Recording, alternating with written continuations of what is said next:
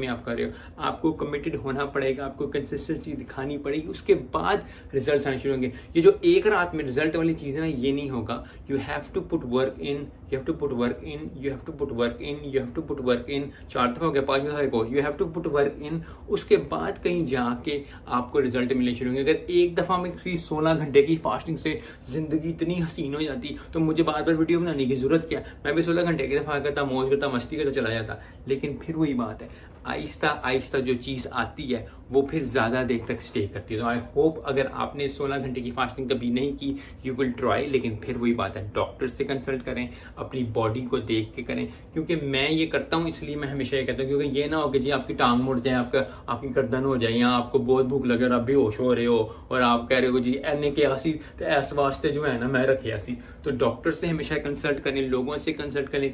Start from the small, very beginning. अगर आपने से आप पूरा दिन